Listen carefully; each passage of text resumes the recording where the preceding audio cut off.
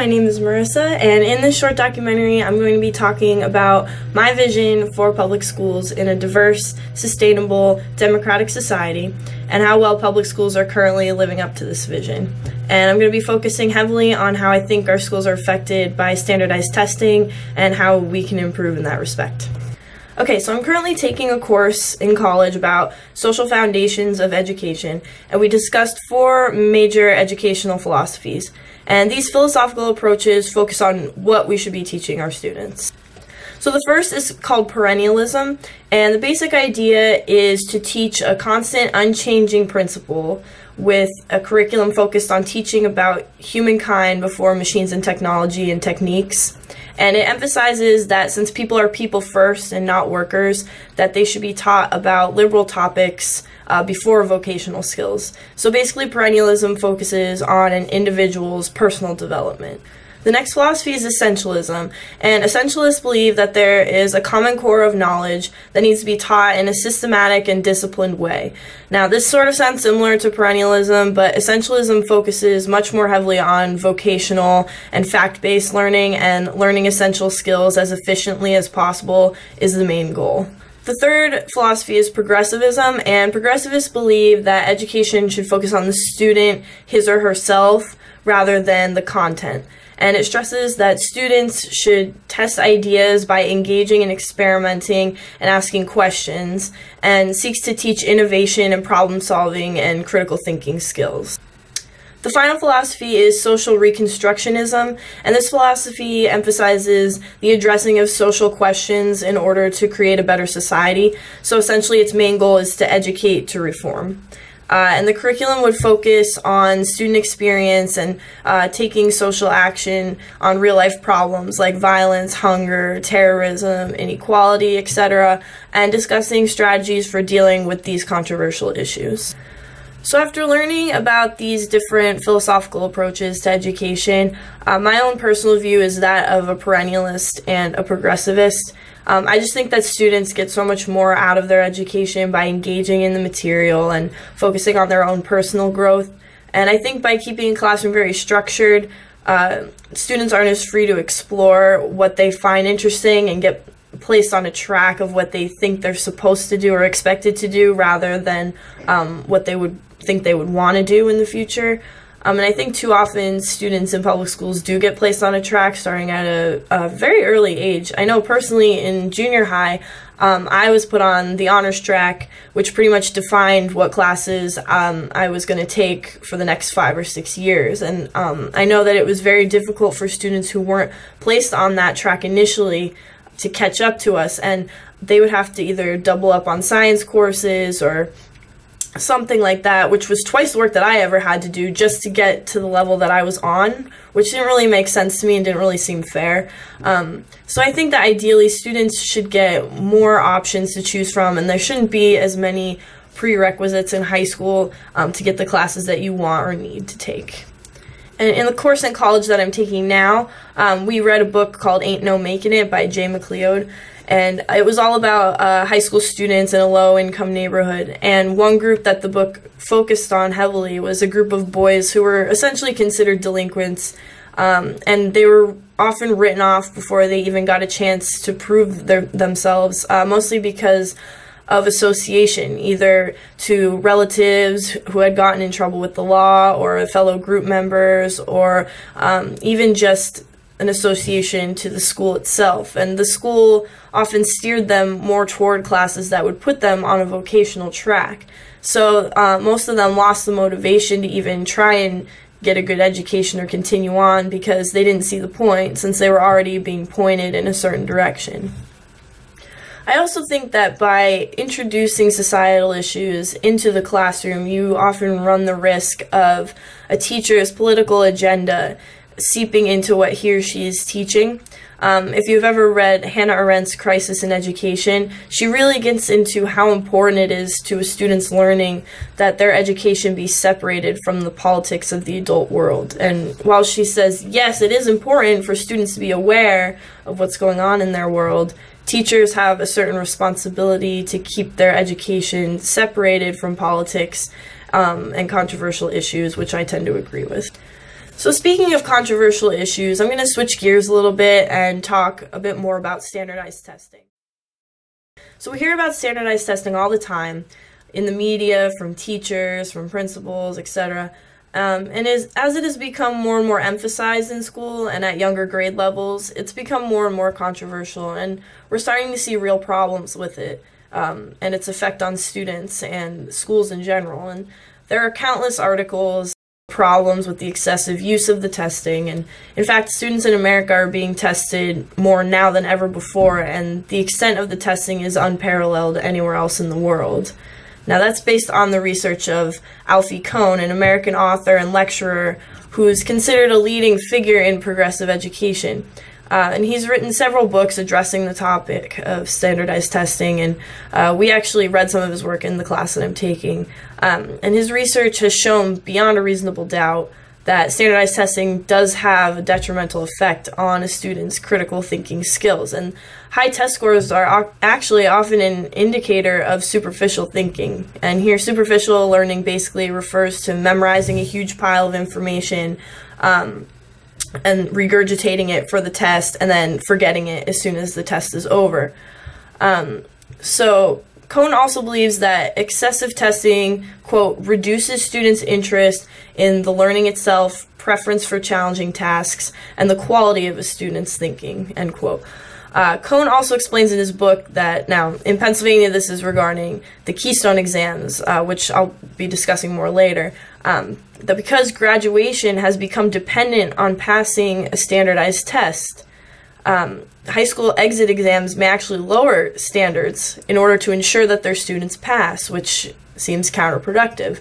And we also hear a lot about the extra stress that the testing is putting on students, and it's gotten to the point where students and parents are actually boycotting the tests and refusing to take them, and this is happening all over the country. Now, since I'm talking about my ideal view of what I think education should mean for America, it's impossible for me to ignore the huge impact that standardized testing has on public schooling. So before I made any more personal judgments about it, I thought it would be helpful to get some insight. So I interviewed several women who are currently involved with my high school district, parents, teachers, students, and I'm going to share what they had to say with you.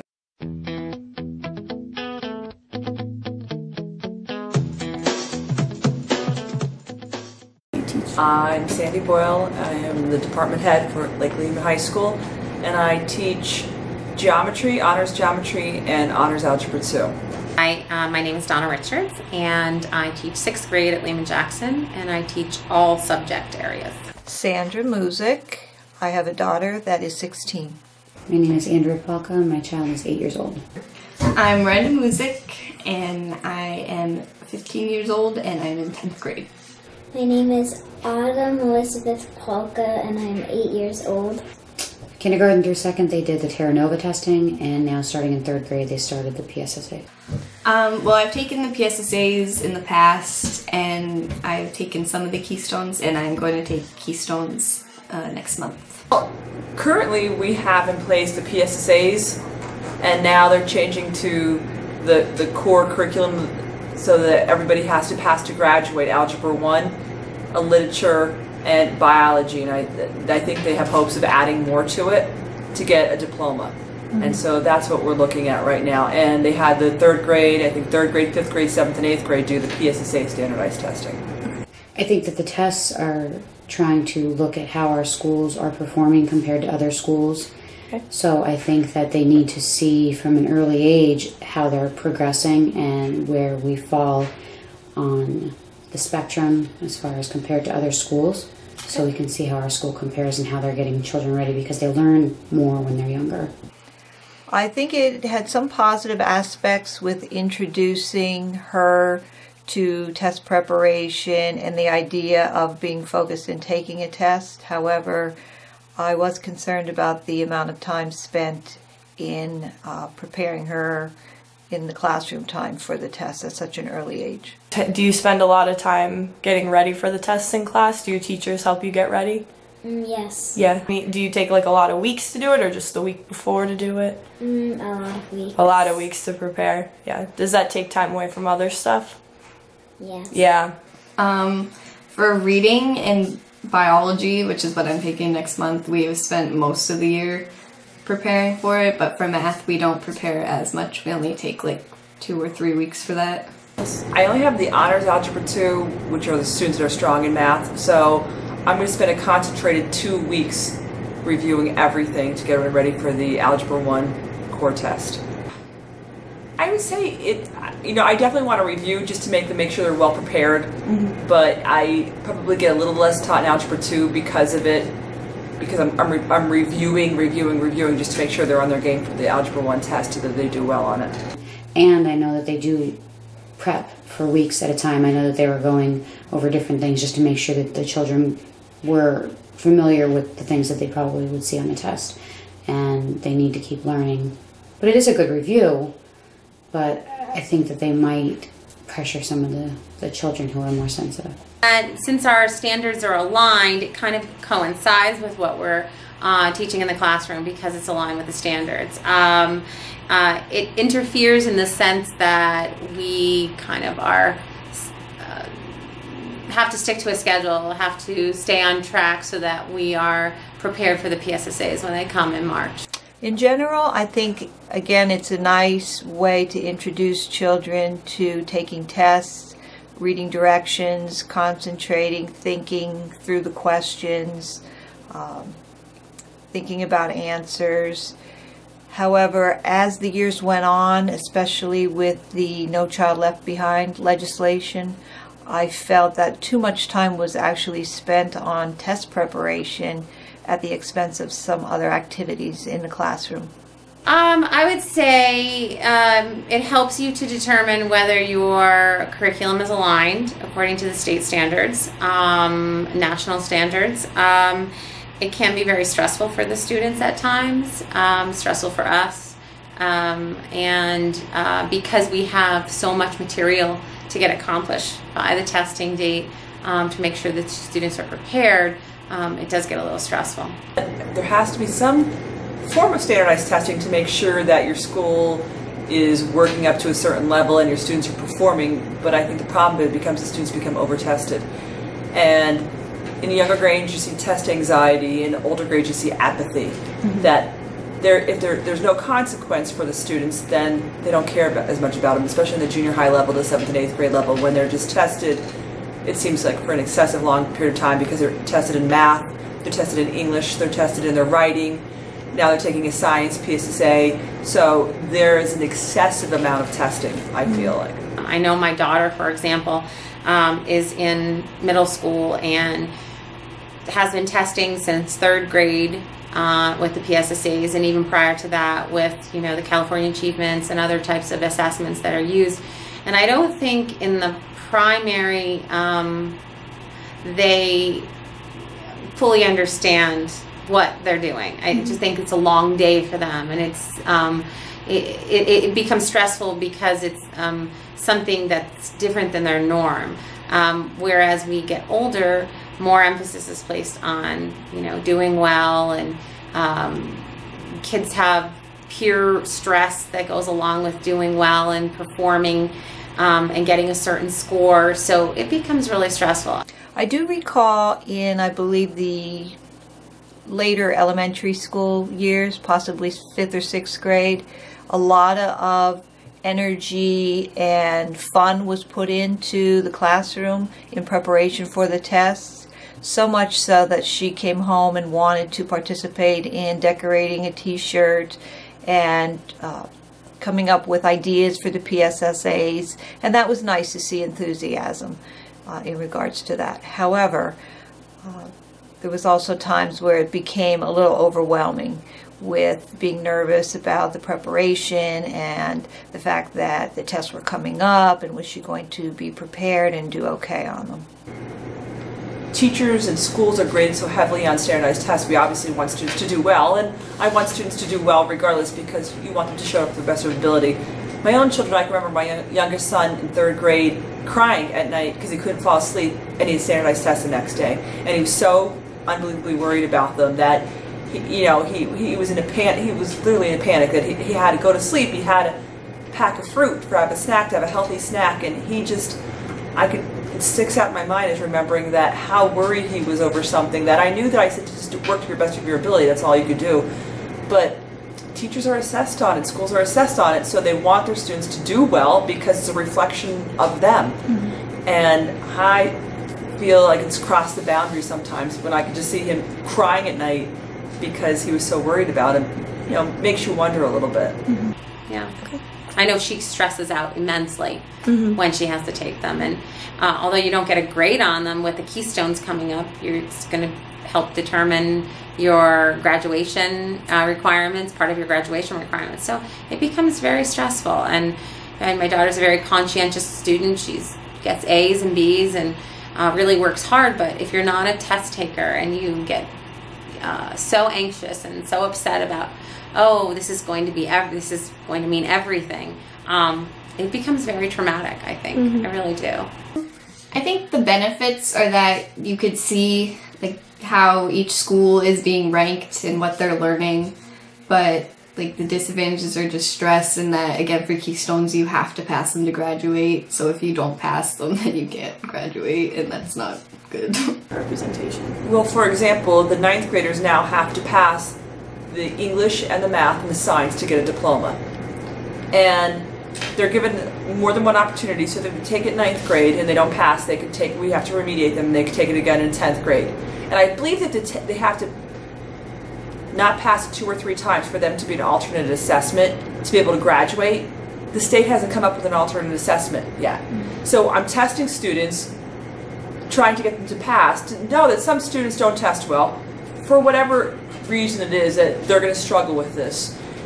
How are they going to get a diploma? You know what I mean? Is it an indication that they shouldn't get a diploma? Like, am I supposed to say, no, you don't have a diploma for this? It makes me worried because the alternate assessment idea is a good idea, but the state hasn't come up with an alternate assessment idea on what's going to be acceptable to be able to get a diploma. To say you failed the Algebra 1 test 3 times. Well, who's going to create the alternate assessment? Should we have that in place if we're already saying in 2017 those students that are freshmen this year need to pass those 3 core standards to get a diploma, but they haven't figured out the assessment yet? It seems as if we have the cart before the horse, that we're putting the testing into place, but we don't have the idea of how we're going to have an alternate assessment for students. And I keep coming back to, we're a public school. We teach everyone. And we're judging everybody on that narrow window that you have to pass Algebra 2 to get a diploma, and some students, you know, for whatever learning disability they have, may not be able to do that. Not everybody is good at just taking tests, and not everybody can learn at the same rates as other people, and if you're all taking the same test, then it's a disadvantage for some people and an advantage for others. No, I think it's a good indication to have some form of standardized testing to be able to assess your students across the board. However, a lot of standardized testing is on a bell curve, so you're always going to have that norm. One of my biggest complaints is people who have IEPs, individualized educational, like they have some type of learning disability, and they have like maybe a 5th grade reading level. They're not giving it, and they're given accommodations through the year. They're learning support, but then they're taking the same test as everyone else. So they're given no accommodations, and so all they feel is frustrated. They're like, imagine taking a couple of weeks of a test and just feeling frustrated because they can't read it. No one could read it to them. So, you know, I have a huge bias that I can't imagine that people who have IEPs aren't accommodated. You know, students who are very, very low functioning have I think they're called PASs, and they're still, you know, they're still tested, but on a different level. But there's so many students that are caught in that their IEPs, which are followed right through their curriculum, like right through their school year, are not followed for the tests, and that I have a problem with. Like, you have to pass them, and you have to do them this way, or you're not going to pass them. So they want you to do it this certain way. I'm not convinced that they are an accurate measure of my child's abilities. She, I think, does better on one-on-one practical application in the classroom versus the testing. I know she is aware of material, she's confident in material, she's learned material. I don't know that that's always measured with the results of the testing. And the fact that you get the results so much later then when they actually test it, it's hard then to refer them back to what they missed or what areas they may have had difficulty with. There's no way to talk about that in the classroom with the teacher. I don't think that test can actually show how my child is doing. I think that it could possibly show how the school is performing as long as they're not trying to teach to the test, which I have heard in some of the other districts that they do try to teach them what will be on the test to make sure they can do that, but throughout the year they're learning less than our school does in certain subjects. I mean, I go back to when I was in school and there was a 3-hour, there was NEDTs, there was like a day of tests, it was like a 3-hour window, and it gave a pretty accurate representation. I don't know if we need day upon day upon day of testing. Like, I don't know how, it just seems excessive to me at this point. And I think we're losing money for funding in education, that we're not getting money from the government for whatever reason they're cut, but they're paying for all this money for the test to be created, the test to be graded, the test to be judged and assessed. And so instead of the test being a shortened version of maybe what it is to have an assessment, and that money going back into education towards the student where it belongs, is what I think would be a better connection for it.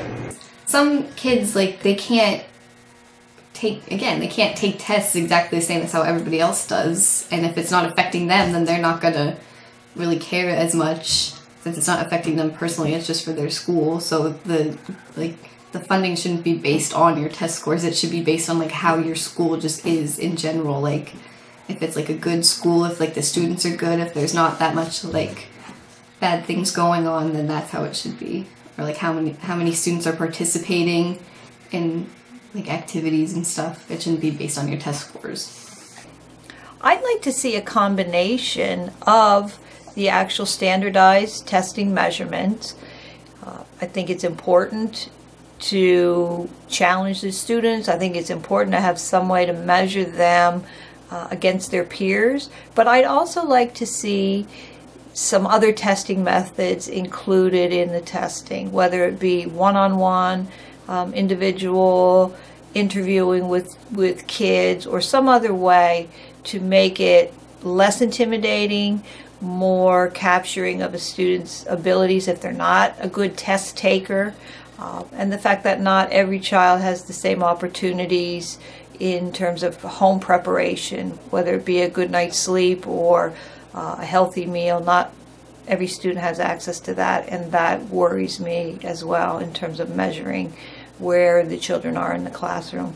Gosh, I don't know. I'd like to see more project-based assessment, or different modalities of assessing students. I think everything is about a test, and I think kids learn differently, so I think we need to assess them differently.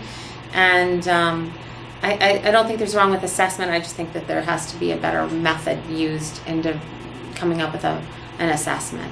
I think they could be changed more so that you're not having to do like the cookie cutter, this is how you have to answer the question. It could just be like your personal view on the question, not like as much as like this is how it has to be, and this is how you have to answer it in order to pass. So I think it should be more like universal for more people, because not everybody can like really do like exactly what they want every single time.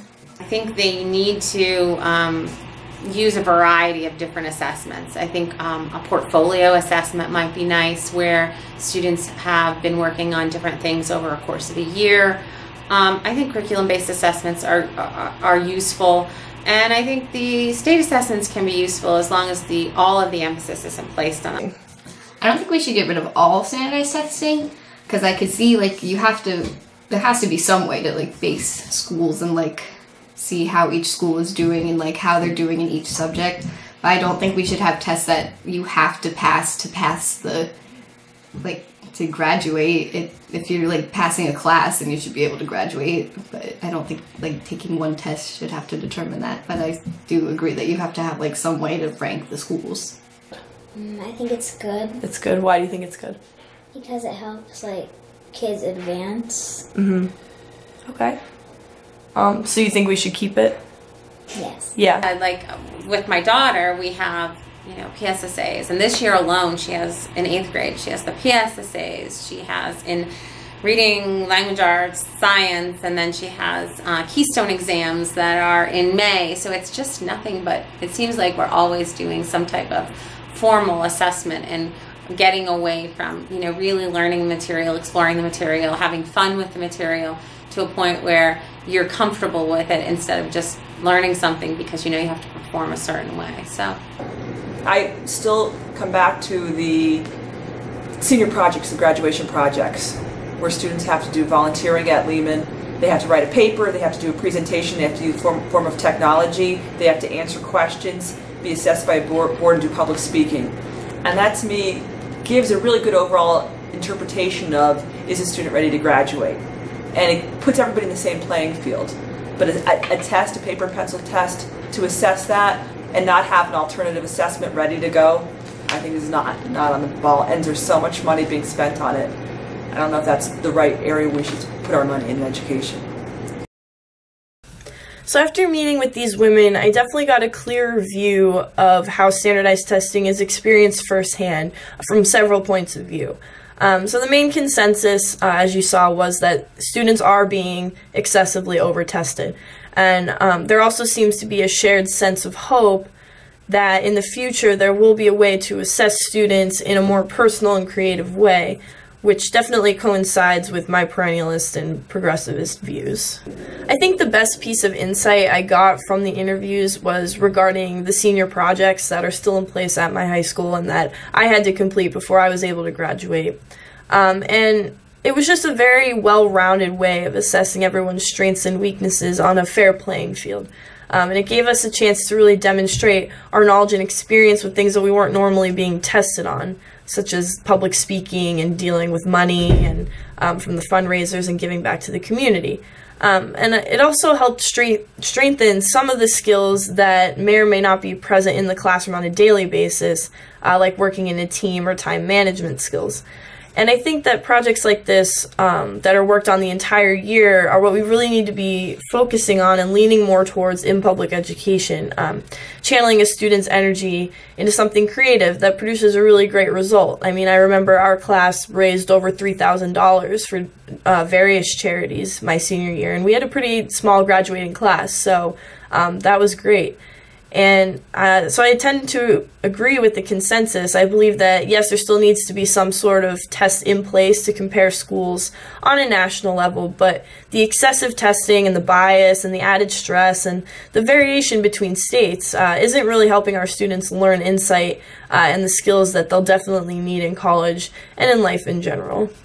So I hope this has gotten you thinking more about what you think about public education in this country and how we can improve it for the next generation. So thank you for watching.